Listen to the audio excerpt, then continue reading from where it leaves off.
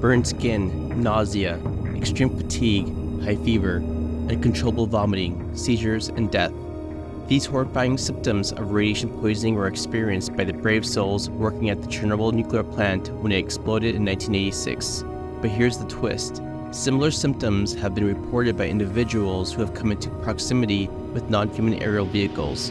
That's according to this memo from the US government's aatip program, which investigates unidentified aerial phenomena. Let's take a closer look. Please give this small YouTube channel a thumbs up and subscribe because it really helps. As a thank you, if you subscribe or leave a comment about anything in the video, you'll be entered in a drawing to win a gift card. Thank you. According to the mind-blowing memo titled Anomalous Acute and Subacute Field Effects on Human Biological Tissues, people near these non-human aerial vehicles, a fancy term for UFOs, have suffered injuries caused by electromagnetic radiation field effects. Think microwaves, X-rays, and gamma rays wreaking havoc on human bodies. And if that's not enough to capture your attention, there's an easy-to-miss hidden gem in the memo. The potential deployment of systems is thus important to understand. Translation: we've retrieved non-human vehicles, and if we want to operate them, we better figure out how they work. After all, we don't want to accidentally harm the operator or anyone else nearby. But reading between the lines, we can infer that if the US government is attempting to operate these vehicles, it suggests their interest in reverse engineering them as well. Regarding injuries sustained by US government personnel during these activities, there is a notable alignment between the memo, publicly released in 2022, and the statements made by former intelligence officer David Grush on News Nation in 2023. Grush claimed US personnel were injured trying to reverse engineer non-human vehicles. In addition, he said there is a decades-long Cold War between geopolitical rival nations, Russia and China. He feared they would make a technological breakthrough that could be destabilizing. His revelations agree with those of Bob Lazar, a well-known figure who claimed to have worked on a reverse engineering program in the 1980s. According to Lazar, he had replaced someone who died while working on the propulsion system of one of these otherworldly crafts. It seems like we're dealing with dangers that are way beyond our understanding. Here's where it gets really amusing. According to the memo, the injuries these folks suffered might become the key to unlocking the secrets of the craft's propulsion and energy systems. Apparently, the severity and type of injury depend on the intensity and frequency of radiation emitted by the craft. So, by analyzing the medical diagnosis of these brave souls, they're hoping to crack the code on the physical traits of the vehicle systems. It's the scientific equivalent of turning lemons into lemonade. Sorry, maybe it's just me, but I find that funny. The injuries associated with these advanced crafts aren't limited to just the people working on them. It includes people like you and me who've had a close encounter with these vehicles.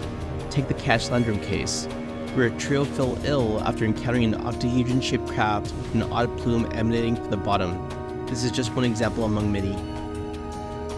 The report breaks down the most significant ailments into 3 categories: heating and burn injuries, neurological issues, and auditory problems.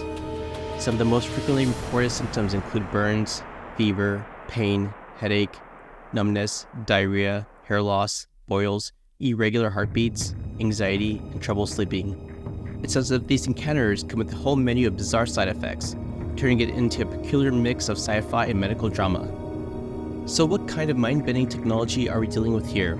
Given what these crafts can do without a conventional engine or flight control surfaces, it must be light years ahead of any known technology.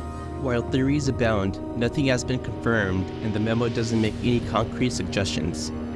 However, based on principles of general relativity, the memo theorizes that when a craft alters space-time, say for anti-gravity propulsion, the electromagnetic signals all objects emit, known as black-body heat spectrum, becomes blue-shifted, meaning the frequency increases. If a human were exposed to this higher energy blue-shifted radiation, it could result in radiation poisoning. In simple terms, when these crafts defy gravity, they emit stronger electromagnetic energy that can cause injury. Let's discuss a few theories on what technology could be manipulating space-time. Of course, none of these are confirmed nor claimed by the memo. First is Electrogravitics, a field that explores the potential of electric fields to create an anti-gravity effect on objects. However, conventional science hasn't yet embraced this concept.